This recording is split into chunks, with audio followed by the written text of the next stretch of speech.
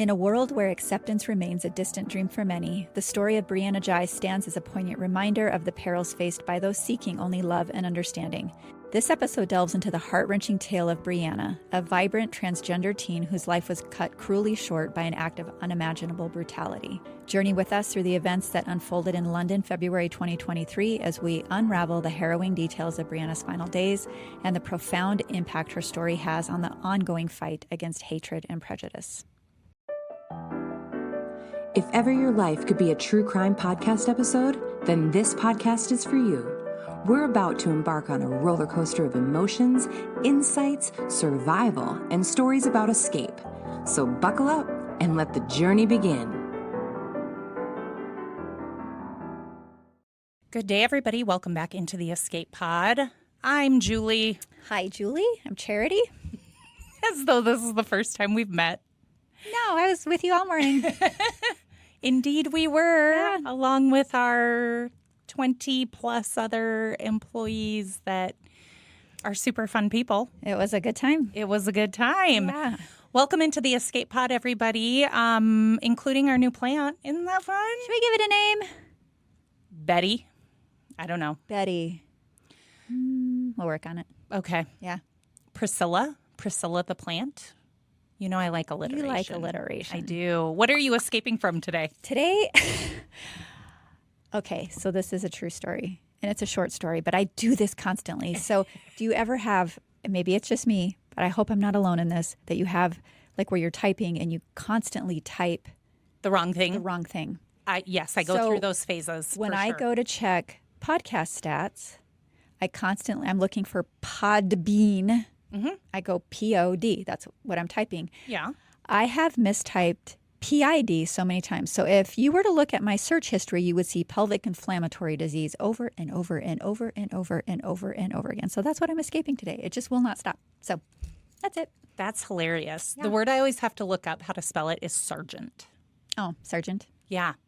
It never, when I was a reporter and you'd be There's reporting some of about those a words that just crime. are like you have to think Nope, about. that was one I always had to think about. Always, always, always. I say this with love for all of our visitors, tourist traffic. Oh, yeah. If they could just be ported, And then walk everywhere. sure. Yeah. I mean, just if we could just beam ourselves up, that'd be amazing. We learned recently how much our little city has grown since 2020-ish, a lot. Yeah. And so between the people who live here now and the extras we get in the summer, it's just, I'm like, wait, my commute isn't supposed to take this long. Yeah. But it does sometimes. does, Yeah.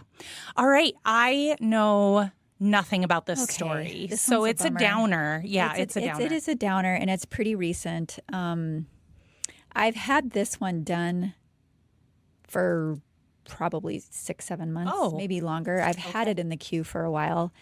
But it was just really hard because it's so pointless. And I've been listening to a podcast called 3. Okay. It's a journalistic series on a particular murder where 3 best friends go into the woods, only 2 come out, kind of a situation. And it just really reminded me kind of this. And so I thought I would dust this one off and bolster myself to finally tell the story because I think it needs to be told. I think there's a lot of divisiveness in our country over a lot of topics. Sure. And the more that we can humanize human beings, no matter what their personal journeys are, maybe we can do our part in counteracting some of that hate. Right. But It's not funny that you say that, but coincidentally today when I was driving here, and it was a local car, it was not a visitor, but the bumper stickers they chose to have were hateful. I know, Hateful, isn't that hateful, interesting? hateful. And I thought, how interesting to give so much space on your vehicle to hating on others. hating on others. And these were political signs. But I really took note of that, and I just thought, why? Why give so much attention to something you can't stand? Wouldn't it be better to put the focus on the things you can? I don't know. I have a theory about that. What's your theory? I won't go too deep, but I think that when someone focuses outwardly so much on that type of a thing, it's because their own house is not in order, their own life is a mess. And it's so much easier to be like, I feel like I have no control. So if I focus on all this hatred, now I have an excuse as to why maybe I am not addressing these things that could make my life better. Because when you are more grounded and solid and comfortable in who you are, comfortable and confident in your skin, whatever that looks like, you focus on that, what other people's perceptions are or who other people are voting for or whatever the situation is. And so it's a theory. I'm not definitely not a trained professional by any means, but I just couldn't help but think like there. That's a lot of real estate. Yeah. For negativity. It does nothing good. It does nothing. There's some positive. funny ones out there. I like the ones that make me laugh, but if you're displaying that, you want someone to read them and you just want someone to be like, I'm either hating on you or I look kind of like a pathetic idiot for hating on other people. So, all right. So tell us more about so we're this talking young about person. Brianna Ghey today. Again, London, February 2023. She was 16, transgender teen. And a lot of the reports that I read for this story focus on the killers. Okay. Yes, plural. Okay. So I wanted to start this instead with the kind of person Brianna was reported to be. So she had been diagnosed with ADHD and ASD, autism spectrum disorder, as a teenager. And due to these conditions, I'm just trying to help you kind of put yourself in her shoes. It was difficult for her to identify dangerous situations. Oh, okay. So her family was always worried that it was that she was just more prone to risk, vulnerability, predatory behavior, just all those kinds of things. And she also suffered from a lot of social anxiety, which I know it's so common now. Mm-hmm. I think social media has a lot to do with that. Correct. It's so common now. And I don't want to downplay, another social anxiety. But these can be really debilitating in some people, right? And so it made it very difficult for her to go places by herself, to try new things, make new friends, that kind of thing. Sure. And so her mom was seeing all of this happen and feared that this anxiety was so crippling that it might make it impossible to attend college. And Brianna had a dream of studying beauty therapy and was really looking forward to being old enough to have a real career like her older sister. So, but if that social anxiety got in the way, that really could, thwart all those plans. She was also getting ready to learn to drive, and she'd even picked out a cute little pink car that she was hoping she might get for her 18th birthday. And people at school, they seemed to really like her. Okay. But her parents would often hear her giggling in her room as she's FaceTiming with people, her friends. And her family thought, however, despite all of that, that she did seem rather lonely, that it was all kind of surface level, that type of thing. Which is common too, I think now. Well, with social anxiety and, if your connection with somebody is just through a screen or a device. Yeah. Yeah, you can put on a happy. Yeah. It's easier to put on a happy face, not in person. Exactly. Right? Yeah. So they were very delighted, thrilled, in fact, when she made a new friend named Scarlett. Okay. So Scarlett and Brianna became pretty good friends. And fast forward to February 11th, 2023, Brianna made plans to meet Scarlett. They were going to go to a park, have a nice day, and she was so excited. Her family was excited for her. And the reason this was such a big step was because she had to take public transportation to do this, which was, again, an anxiety point for her. Okay. So she'd always shied away from it in the past, wasn't going to do it. So this was a big deal, it was a big step in that, transitioning into young adulthood kind of a thing. And there's this Ring doorbell footage that I watched showing her leaving for her big adventure. She's dressed super cute, looks like she's feeling like $1 million and ready to conquer her fears. So she sends a text to her mom as she's leaving telling her, I'm on the bus by myself. I'm scared. Oh. So she's acknowledging it, but she's still doing it. Okay. She's working through the fear. And I kind of wonder if that anxiety or the expectation maybe of anxiety, this is just my theorizing again, got in the way because that feeling of being scared could have been her intuition trying to tell her, go back home. Don't go. Maybe. Don't follow through with this. And sadly, we'll never know. So the next and last text message she sent that day was to Scarlett saying, girl, where are you? So she's at the park now. Can't find Scarlett. 7 minutes after this text was sent, a 999 call was placed by a lady walking her dog in the park, reporting that someone had been attacked and that she had witnessed the attackers running from the scene. Ooh. Okay. Broad daylight. That's Broad daylight. When authorities arrived, bold. they witnessed Brianna's lifeless body. She'd been stabbed with a hunting knife 28 times in the head, neck, chest, and back. It was just an all-out, absolutely brutal, out-of-control attack. I mean, and it seems really personal. Okay. Stabbing is intimate anyway. It's not like just aiming at a distance and shooting somebody like you would on a video game screen or something. This is really up close, personal, brutal.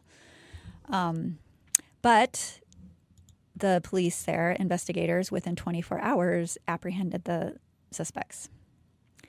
So it turns out that the entire time Brianna had believed she was building a true friendship with Scarlett. Scarlett and a boy named Eddie Ratcliffe were plotting out how to kill her. This went on for months. What in the world? For months. What is wrong with These people? were both 15-year-olds, Julie. What is wrong with people? Yep. Deeply disturbing, deeply disturbed teenagers. Scarlett had been in trouble quite a lot, kicked out of school before giving she was kicked out of school for giving a cannabis-loaded candy to a 13-year-old student who fell very, very ill, not having been told what it was. And while she seemed to have a very normal family, she was clearly depraved. Like there's something wiring off with her. So journal entries and notebooks, text messages, and all of that kind of a thing showed a pattern of Eddie and Scarlett being absolutely obsessed with death and torture. I mean, there's a big difference between being a true crime consumer and being obsessed with the act of doing something to another human being. Yeah. There was evidence that Scarlett had also fantasized about killing people since she was about 14 years of age, so about a year this went on.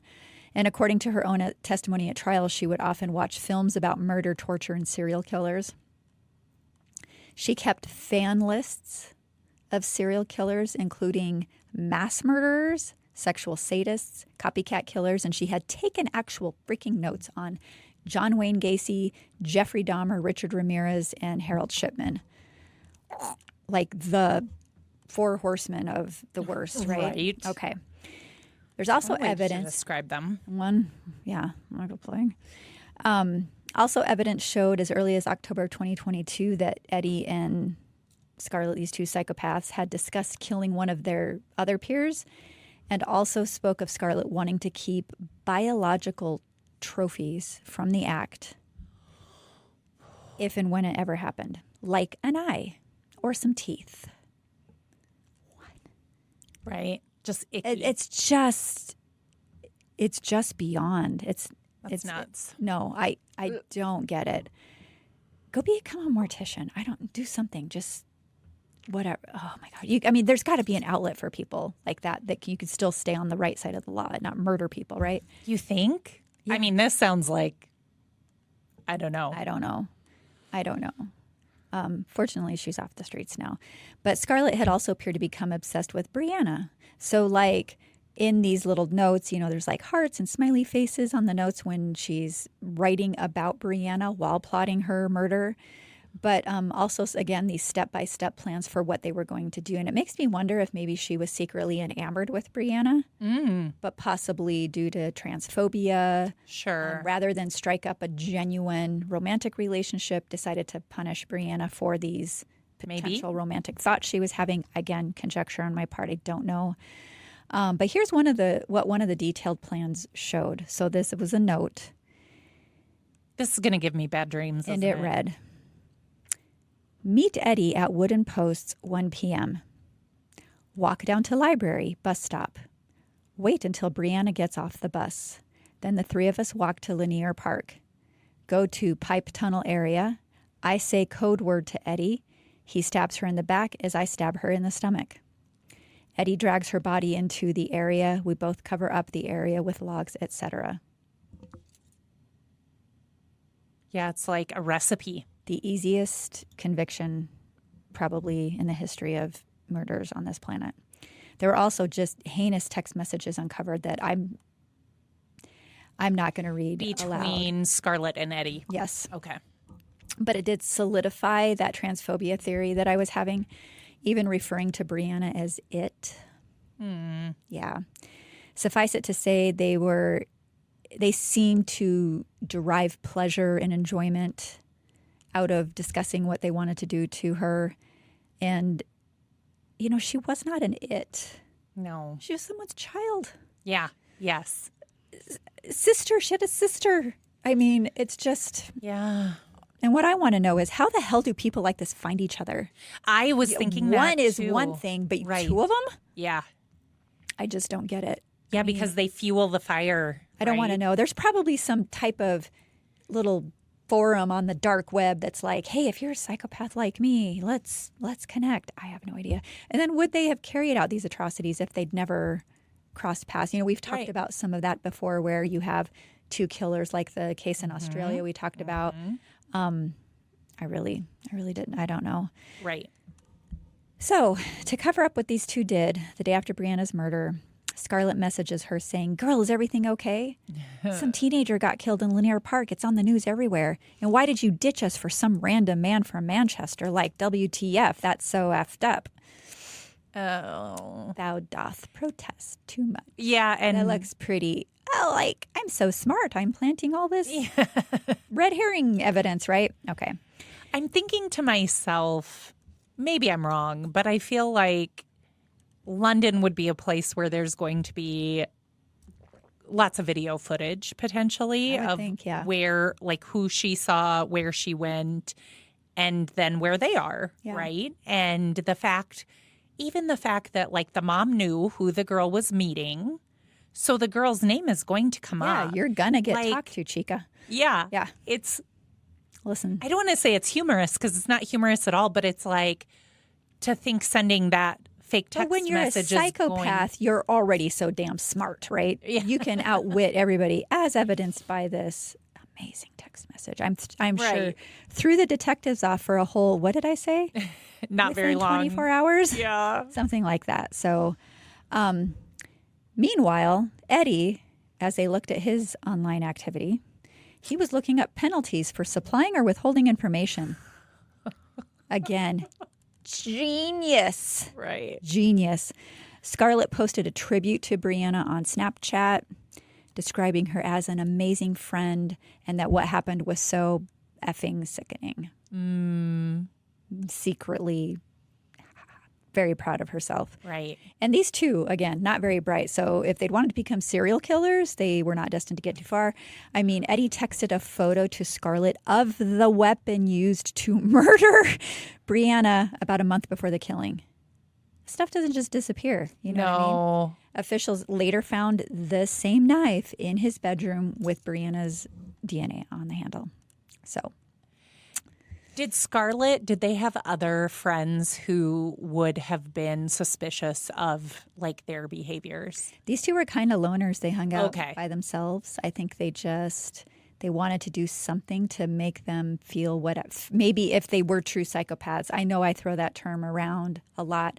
I do believe clinically Scarlett at least was There's a true probably something psychopath. there. Yeah. And, you know, for people like that, and again, I am not a therapist, a psychiatrist or anything, Right. but from what I understand, a true psychopath does not know how to experience normal human emotions. Okay. So that's why they take things to the extreme so they can feel something. Playing mind games, being really careless and taking high risks and things like that, because that's how they feel. They mimic everything else. You know what I mean? So, but these two were so tough and cool and badass. But when I watched footage on this, when they went to arrest them, they both cried and blubbered and were clearly terrified. And I'm just sitting there going, boo-hoo. Right. Yeah. Boo-hoo. Where were you when she was probably crying out for her life and you're literally stabbing her? And instead of owning it, now, these two co-conspirators are pointing the finger at each other. And the jury sees straight through them. There's no way they couldn't with the sheer amount of evidence. I didn't even cover most of it. It's just that's how much and how prevalent it was. It was just ridiculous. And it turns out they had 5 other targets on their kill list that were discovered during investigation. So again, if they were planning on becoming something, thank God they were morons. Because they, not that one life is okay, but they didn't take it beyond that. Right. They got caught before they could do it again. And during sentencing, Scarlett said Eddie had thrown Brianna to the ground, stabbed her only 3 or 4 times before panicking and saying that he did not want to kill her. So she jumped in and finished the job. And when asked how many times she stabbed Brianna, she answered, a lot. She appeared to be pretty pleased with herself. Yeah. Scarlett and Eddie were both given mandatory life sentences, minimum term of 22 and 20 years before they could be eligible for parole. I suppose because they were teenagers. Yeah. If they had been older, maybe that wouldn't have been I an think option. they would have faced much longer minimum terms if they'd been adults. The judge said they would only be released in the future if it's decided they no longer present a danger to society. I'd say keep them locked up. Eddie was diagnosed with autism spectrum disorder, as I mentioned, and then selective mutism, which seemed to kick in during all of this, and now is nonverbal. Oh, my. Take that for what you will. Huh. However, it did not have any effect on their sentencing. If he thought that was going to be his, they're going to feel sorry for me because now I'm mute or nonverbal or whatever. No, they didn't. They both showed no reaction to the verdicts when they were delivered. Reading a statement to the court, Brianna's father said, being the father of a transgender child had been, quote, a difficult thing to deal with, end quote, but that he had been, quote, proud to gain another beautiful daughter. We were forming a new relationship, and these 2 murderers have stolen that from us both. Justice may have been done with the guilty verdicts, but no amount of time spent in prison will be enough for these monsters. And then I'm just going to read you some snippets from Esther Jai's, Brianna's mom's victim impact statement. Okay. I think I'm going to. I'm already going to. I thought she would have a wonderful time hanging around with her friend and getting some fresh air. When all that time she was being lured to her death. All I can think about is that she would have been scared and I wasn't there for her. She needed me to protect her. Brianna was not a fighter, and she must have been so terrified. When I walked through the front door after the murder, I expected her to come down the stairs to ask for Domino's pizza for tea, but there was only silence. I would go into her bedroom and ask her where she had gone and if she was okay. It broke my heart to know that I would never get a response and I would never hear her voice again. I have moments where I feel sorry for them, the murderers, because they have also ruined their own lives. But I have to remember that they felt no empathy for Brianna when they left her bleeding to death after their premeditated and vicious attack, which was carried out not because Brianna had done anything wrong, but just because one hated trans people and the other thought it would be fun. She goes on to say that Brianna's older sister quit college due to the trauma of this and fears that this event has not only taken Brianna from them, but ruined her other daughter's life as well. So, let me show you some pictures of this. She was adorable. We'll have these on in our show notes. You'll be able to see just cute. Oh. There's a ringleader right there. It's wild. And you guys can weigh in. I know you shouldn't judge people by how they look, but some people just look like your bumper sticker and they kind of person. looks like the girl especially looks like a baby. I mean, both just look they're like babies. so They were young to 15. be having these Yeah. very... I mean, and I understand adolescent brains are not developed. Correct.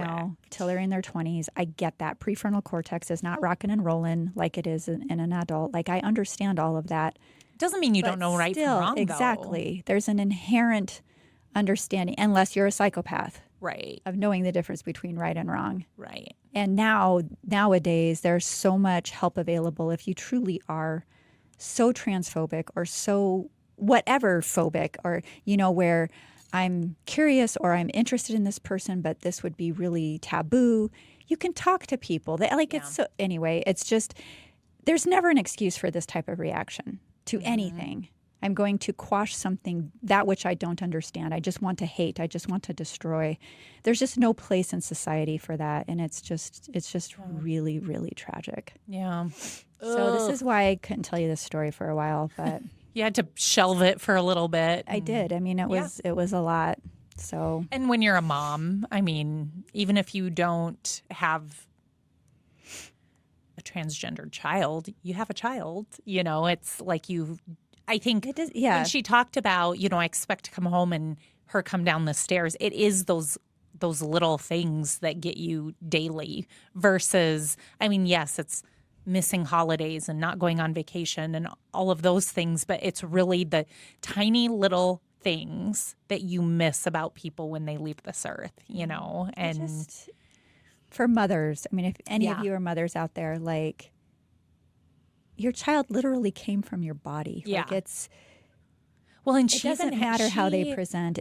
It's still your child, and you can't ever get over that. Yeah. Not that I know. I've never lost a child, but her compassion. I mean, even though she's still like, they're horrible people, but like she even still, it is the mother in her that still has that little bit of like they ruin their own lives too. Idiots, they're horrible, but I can appreciate that about her. That takes a big person to kind of admit that even when something hateful was done, that I don't know. She's still looking at them like humans. They didn't look at her child like a human. Yeah. And I think that's the message for today is, if any of you listening are so full of hatred, the thing that you focus on the most grows. Yeah. So if you're like hating on something, just choose to ignore it. Get help.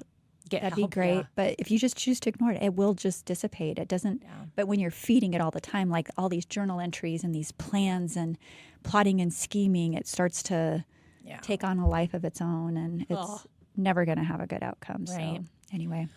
Sorry. What do you call this? We're time for a palate cleanser. We'll take a quick break and lighten things up when we come back. Stay with us on the Escape Pod. Hey listeners, did you know we are podcasting for a cause here in the Escape Pod? Patron support benefits the One Heart campus in Rapid City, South Dakota, where we empower people to overcome crisis and achieve self-sustainability. To learn more, listen to our prologue episode all about One Heart or visit oneheartrc.org. Welcome back into the Escape Pod. I'm Julie here with Charity. Surprised you came back. Right? Sorry. You had a real downer of a story today. I know. This is why I make you end with something happy, which is Escapism co-host style. If you follow us on a regular basis, tell me someplace you get to or would like to escape to. Well, I'm going to Breckenridge in a couple days. Yes. For our annual trek there. Nice. This time I just may not come back. Don't say that. I get excited before vacation. Uh-huh. I have never been this excited. Can we make it a day longer? Can I just take off tomorrow and go? I don't know. I really need it. We both need it. Yeah, for sure. Yeah. That sounds lovely though. Yeah. Should be great. Great time. Amazing views, great food. Uh-huh. Lots of mimosas. Lots of hiking. Sounds good. Kayaking. Or nothing. Whatever. Or nothing. It's whatever you feel like. You don't plan every day out? Nope. Cool. Nope. It's like, we're going to go sit in the river and freeze our butts off and do some cold immersion thing. And then whatever we feel like. I like it. Yeah. So we'll see. It. Very good. Very good. I'm escaping to a little time with an Olympian here later this afternoon. our swim team brought in. Let me guess. I was going to say, which sport? No, I'm kidding. Yeah. Is it swimming? It is swimming. Okay. Our team brought in Olympian Cody Miller, who was a breaststroker, and somebody called him, I don't think he calls himself this, but a swim tuber, because he has a YouTube channel funny. and quite the following online. And it just dawned on me, though, sorry to interrupt, but like out of context, a breaststroker could have a really bad that's true. But if you have been a because I've never heard of someone being I've heard of the breaststroke. I've never heard of someone being a breaststroker. There you go. I just learned something. So when I write, when the kids at swim meets, you write on their hand so they know their event, their heat, their lane. I did not know that. That's what you do. Number 2. Take a Sharpie. Yep. Lesson for today. And then I'll put like 50 free, 50, and one of them's, and I always think, if they go to school, it's summertime, so they're not going to school. But if that doesn't wash off all the way, breaststroke is written on their hand. Yeah. Fortunately, it's never been an issue, but I do kind of have that. We live in an age now where you got to think through some things. That's right. It's always always good advice. It's just a swim stroke. That's all it is. And so he's here in town, and my kids are there today. And when we wrap up today, I'll get to go, take some photos of them together. And I just know when I was growing up, we did similar things a couple of times with people who had been, in the Barcelona games and in the whatever games and Seoul. And it just is really inspiring. Yeah, it is, you know what I mean? It's fun for the kids.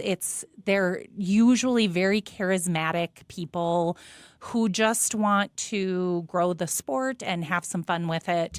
And hopefully my kids learn some things that make them even faster and enjoy it even more. So that's what I'm doing.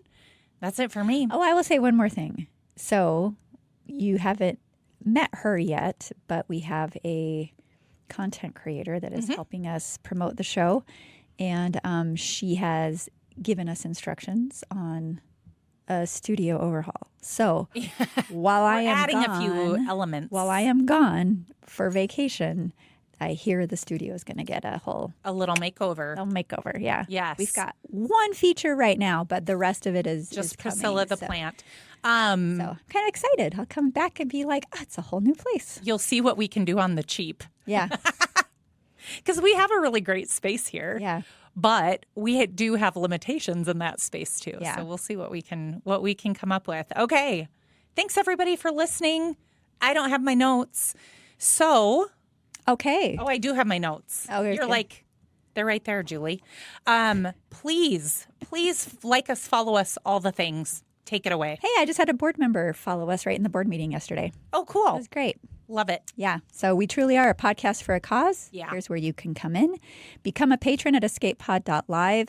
Not only unlock bonus content, but unlock the warm fuzzies of knowing you're funding real life breakouts at One Heart. It's a win-win. Yeah, there's quite a bit of bonus content on there now. So yeah, we've been hard at work. Yeah, pro tip, download please.